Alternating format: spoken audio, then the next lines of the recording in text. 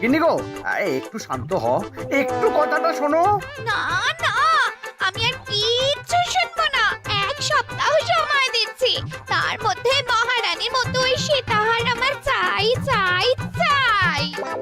আহ, কিন্তু গিন্নি ওটার যে অনেক দাম। আমার কি আর মহারাজের মতো অত টাকা আছে বলো? এই শোনো, তোমার কি আছে আর কি নেই তা আমার খুব ভালো করে জানা আছে, বুঝলে?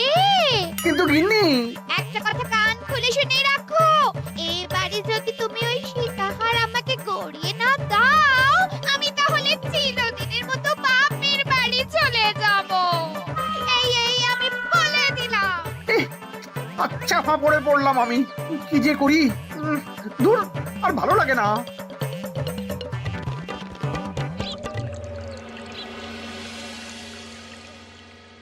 আজকে তোমাদের সকলের কাছে আমার একটা প্রশ্ন আছে। বলুন মহারাজ। আচ্ছা, ধরো তোমরা যদি এ রাজ্যের লোক না হতে, অন্য কোনো রাজ্যের হতে, তাহলে তোমাদের কাছে কৃষ্ণনগর কেমন মনে হতো? মহারাজ, এক কথায় বলতে গেলে সমৃদ্ধ শক্তিশালী রাজ্য। বেশ, তা হঠাৎ এমন প্রশ্ন মহারাজ? আসলে বেশ কিছুদিন ধরেই আমি একটা কথা ভাবছিলাম। ঈশ্বরের দয়ায় আমাদের সবই আছে, তবু রাজ্যকে আরো শক্তিশালী ও অন্যান্য রাজ্যের সাথে সুসম্পর্ক বজায় রাখা একটা রাজধর্মে পড়ে। ঠিক বলেছে। ঠিক বলেছেন। বলি, তুমি কি এসব কথা কখনো ভাবো মন্ত্রী? হ্যাঁ, মানে আগে রোজ না, কিন্তু কখনো সখনো বোধহয় ভেবেছিলাম। কবে শুনি? ইয়ে, ওই তো কিছুদিন আগে, ওই সেদিন। এটা ঠিক কোন সেদিনের কথা বলছেন মন্ত্রী মশাই? যেদিন আকাশে ওই দুটো সূর্য উঠেছিল? তোমাকে সবকিছুতে ফোড়ন কাটতেই হবে না গোপাল, হ্যাঁ? কি আর করি বলুন, আপনার কষ্ট যে আর সহ্য হয় না। যাই হোক, মুদ্রা কথা হলো, এসব কথা মাথায় রেখে এখন আমাদের কিছু করা উচিত। কিন্তু কি করা উচিত সেটা আমি ঠিক বুঝতে পারছি না। এই একটা করে রসগোল্লা খাওয়ালে কেমন হয়? এই, তুমি থামবে? মহারাজ, আমার কাছে একটা উপায় আছে। 10 দিনের একটা মিলন মেলার আয়োজন করলে কেমন হয়? খুব বাজে হবে। একটা মেলা কত ঝামেলার কাজ সেটা বোঝো? একেই কত খরচ, তার উপর আবার অনেক লোক। মোটেই না, এটা তো দারুণ বুদ্ধি দিয়েছো গোপাল।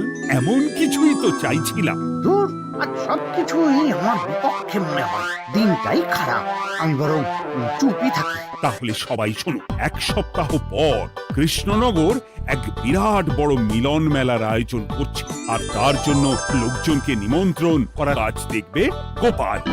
যথা আজ্ঞা মহারাজ। আর মন্ত্রী, ভালো করে শুনে রাখো, মেলা প্রাঙ্গণ সাজানো, ঠিকঠাক নিরাপত্তা, এসব তোমার দায়িত্ব। আচ্ছা, কিন্তু বলছিলাম যে সবকিছু ভালো করে করতে গেলে খরচও তো। ওসব নিয়ে তোমাকে চিন্তা করতে হবে না। যত খরচই হোক আমাকে বলো, আমি দেব। আরে বাস, তো দারুণ ব্যাপার। এই ফাঁকে যদি কিছু আমারও লাভ হয়ে যায়, তাহলে গিন্নির গলার হারটার কিছু একটা করতে পারবো। বেশ, তাহলে প্রত্যেকে নিজেদের কাজ শুরু করে দাও।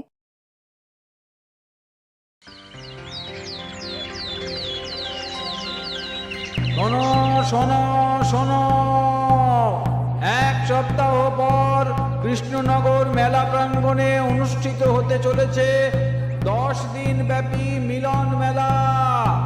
সকল গ্রামবাসীকে এই মেলায় আসার জন্য আমন্ত্রণ জানানো হচ্ছে। শোনো শোনো শোনো।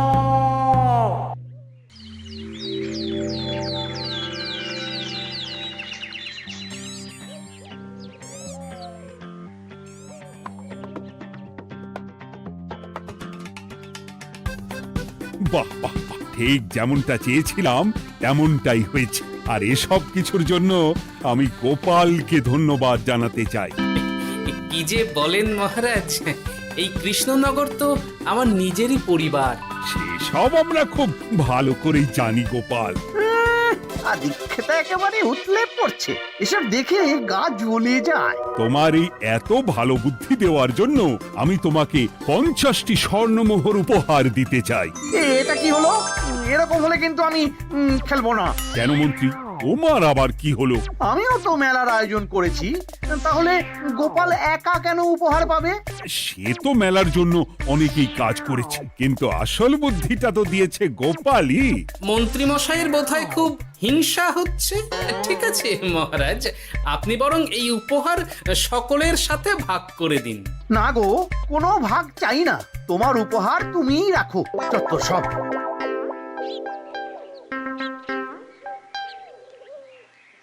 আমার কি এত খারাপ দিন এসেছে নাকি যে আমাকে গোপালের থেকে পুরস্কার নিতে হবে? অনেক হয়েছে। না না না, এবার আমাকেই কিছু ভাবতে হবে মনে হচ্ছে।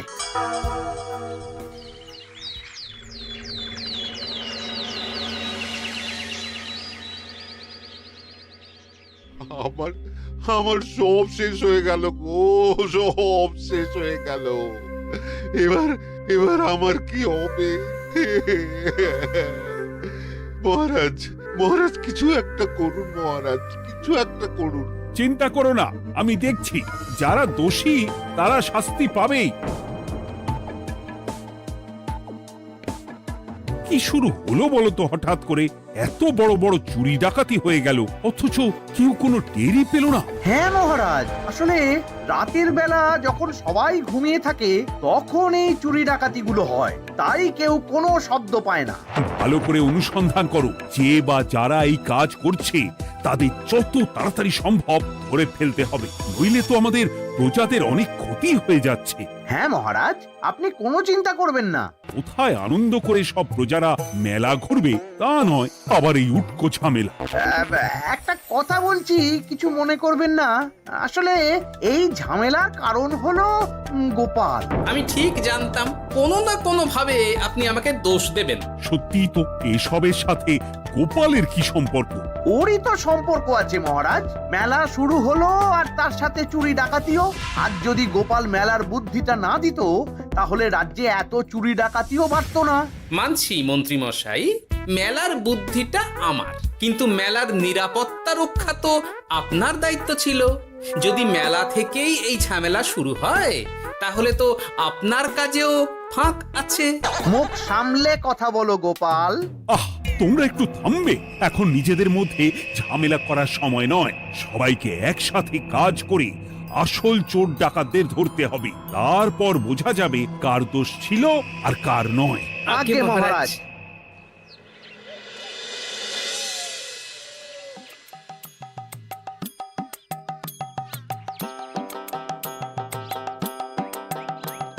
এই তো তুমি এসে গেছো। তাড়াতাড়ি মুখ হাত ধুয়ে বসো, তোমার জন্য একটা জিনিস এনেছি। বলো কি জিনিস? আরে আরে একটু অপেক্ষা করোই না, আমি আনছি। হ্যাঁ বেশ, আনো তাহলে। এই নাও, খাও। মিষ্টি দই। হ্যাঁ গো, খেয়ে দেখো তো কেমন। দারুণ সুন্দর স্বাদ তো গিন্নি। কোথা থেকে এনেছো? ভালো, মেলা থেকে এনেছি। ও জানো, বিনা পয়সায় গো। বিনা পয়সায়? তা কে দিল শুনি? আরে সুজন দইওয়ালা, বড় ভালো ছেলে। শুধু আজ নয়, ও রোজই মানুষকে ভালোবেসে না বিনা পয়সায় দই খাওয়ায়। হ্যাঁ বাবা, বেশ অবাক করা কাণ্ড। আসলে সুজনের দেশের বাড়িতে অনেক জমি জমা, গরু মোষ আছে। ও তাই বলে ওর টাকা পয়সার নাকি কোনো দরকার নেই, তাই ও বিনা পয়সায় খাওয়ায়। হ্যাঁ বুঝলাম। বাবা, খুব ঘুম পাচ্ছে এখন। ও গিন্নি, শোনো না, আমি বরং একটা ঘুম দিই এখন, বুঝলে? তুমি বরং বিকেলে আমায় একটু ডেকে দিও, ওর কাজ আছে। আচ্ছা বেশ। তোমাদের জন্য সেটাই ভালো, কারণ এমনিতেই মহারাজ চোর ডাকাত ধরার জন্য প্রহরীর ব্যবস্থা করছে পুরো রাজ্যে। না না না, সে নিয়ে আপনি চিন্তা করবেন না।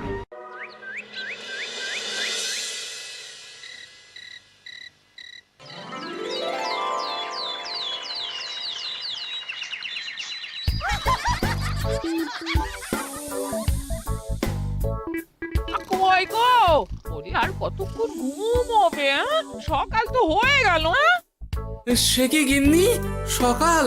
তোমাকে যে আমি কতবার বললাম আমাকে বিকেলে ডেকে দেবে। তা বলি কবেকার বিকেল?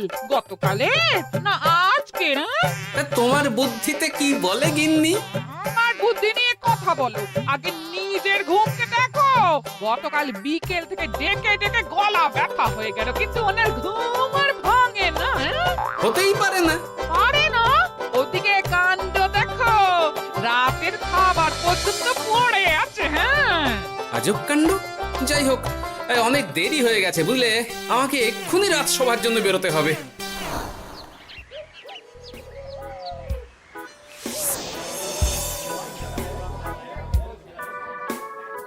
বাবা, এত ভিড় কি আছে এখানে? একটু কাছে গিয়ে দেখি তো। সত্যি সত্যি ভাই সুজন, তোমার হাতে জাদু আছে। এত সুন্দর মিষ্টি দই, এ স্বাদ ভোলার নয় ভাই। আচ্ছা, তাহলে এই হলো সুজন দইওয়ালা। ভালো মিষ্টি দই আছে, নেবে নাকি গো? পয়সা লাগবে না। জানি তো, সত্যি দারুণ স্বাদ এই দইয়ের। আমি খেয়েছি তো। তবে আজ নেব না গো, কাল এসে নিয়ে যাব। আচ্ছা আচ্ছা আচ্ছা।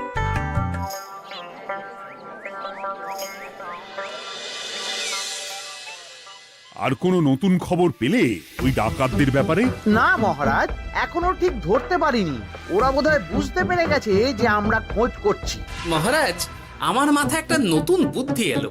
রাতের বেলা করে সব বাড়িতে পাহারা দেওয়া শুরু করলে কেমন হয়? সব চুরি তো রাতেই হচ্ছে। আরে, এ তো দারুণ বুদ্ধি। কিন্তু মহারাজ, আমাদের রাজ্যের প্রহরীরা রাতের বেলা কি করে পাহারা দেবে? কেন কেন, কি সমস্যা? অনেক সমস্যা আছে। তাদের শরীর খারাপ হতে পারে, তার চেয়েও বড়, রাত জেগে থাকলে দিনে তারা সকলে ঘুমোবে, তখন পুরোটাই বেকার হবে। কিচ্ছু বেকার হবে না মন্ত্রী মশাই, আমাদের প্রচুর সেনা আছে, তাদের সকলকে দায়িত্ব ভাগ করে দিলেই হয়ে যাবে। তুমি বেশি বোঝো। গোপাল তো কিছু ভুল বলেনি মন্ত্রী, আমরা পাহারা বাড়াবো। আমি আজই সব সেনাদের সাথে কথা বলছি। সেনাপতি, তুমিও এ ব্যাপারটা একটু দেখো। যথাজ্ঞা মহারাজ।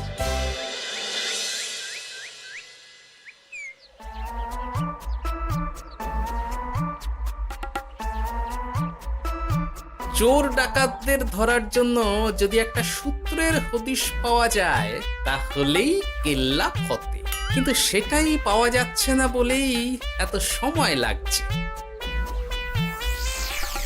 আরে, ওটা মন্ত্রী মশাই মনে হচ্ছে না? আড়ালে দাঁড়িয়ে এরকম কার সাথে কথা বলছে? এবার আমি যা বলছি ভালো করে শোনো। আজ রাতে মেলার পিছনের দিকে যে মাঠটা আছে সেখানে চলে এসো। বাকি কথা ওখানেই হবে। এই জায়গা নিরাপদ নয়। বেশ রহস্যজনক ব্যাপার। মেলার পিছনের মাঠ বলল না? রাতে আমাকেও দেখতে হবে কি হয় সেখানে।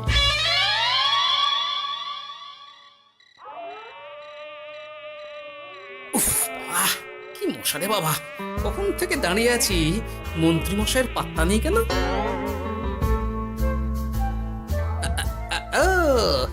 ওই তো চলে এসেছে।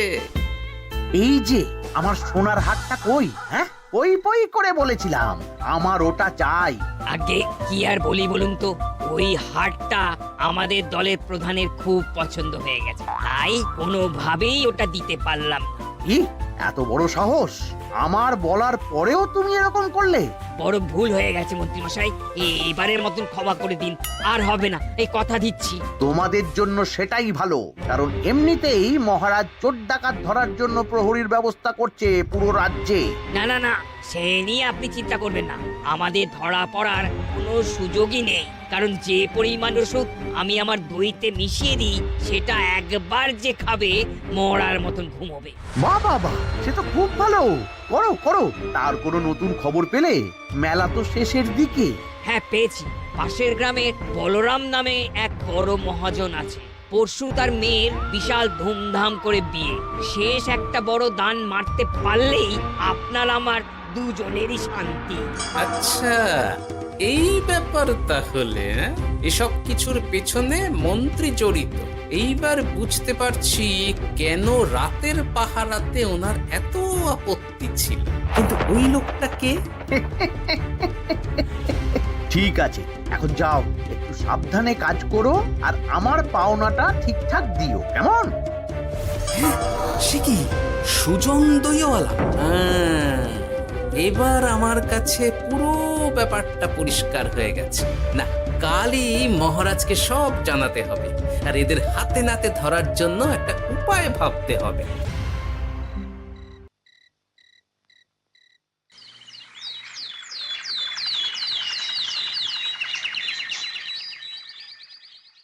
আরে এসো এসো, তোমার জন্যই তো অপেক্ষা করছিলাম। কি এমন জরুরি কথা আছে যে একান্তে দেখা করতে চাইলে? কোন মুখে বলি মহারাজ, সর্ষের মধ্যেই যখন ভূত তখন আর কি। মানে একটু খুলে বলো তো কি হয়েছে? আমাদের রাজ্যের এই এত বড় বড় চুরি ডাকাতির পিছনে কারা আছে সেটা আমি জানতে পেরে গেছি মহারাজ। হ্যাঁ, এ তো দারুণ খবর। তাহলে আমরা এখানে কি করছি? এখনই তাদেরকে গিয়ে বন্দি করি? না মহারাজ, আমাদের হাতে কোনো প্রমাণ নেই, তাই ওইভাবে বন্দি করতে পারবেন না। কেন বলো তো, কারা আছে পেছনে? সেটা আপনি নিজের চোখেই দেখে নেবেন পরে। তবে এটা জানিয়ে রাখি, আমাদের মন্ত্রী মশাইও যুক্ত আছেন। কি? আমাদের মন্ত্রী? এত বড় বিশ্বাসঘাতকতা! আমি এখনই নিজের হাতে ওকে বন্দি করতে চাই। না না না না মহারাজ, সেটা করলে বাকি ডাকাতদের ধরতেই পারবেন না। তাহলে উপায়? আমি জানতে পেরেছি এই ডাকাতদের পরের নিশানা হলো পাশের গ্রামের বলরাম মহাজনের বাড়ি। বলরাম মহাজন? কাল তোর মেয়ের বিয়ে, আমাদেরও তো নিমন্ত্রণ আছে সেখানে। তাহলে তো আরোই সোনায় সোহাগা। শুনুন মহারাজ, আমার মাথায় দারুণ এক বুদ্ধি এসেছে। সে কি? হ্যাঁ, আপনি কোনো চিন্তা করবেন না, আমি শুধু যা বলছি সেটা করুন, বাকিটা আমি সামলে নেব। তবে দেখবেন যেন মন্ত্রী মশাই এসবের কিচ্ছুটি টের না পায়। বেশ বেশ বেশ।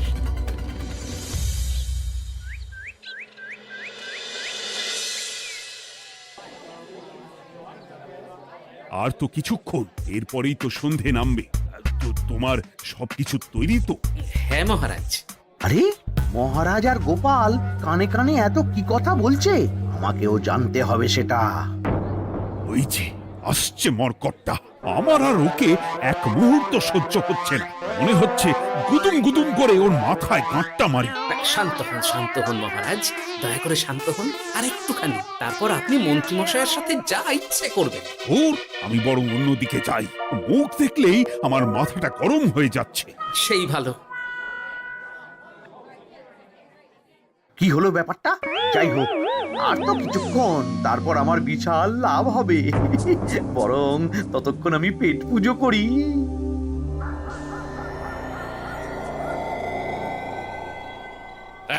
যা যা দামি জিনিস আছে সব দিয়ে দে। এই তো খেলা শুরু। এবার আর আমায় পায় কে? ও বাবা, এরা আবার কারা? সত্যি গোপাল দারুণ চাল চেলেছে।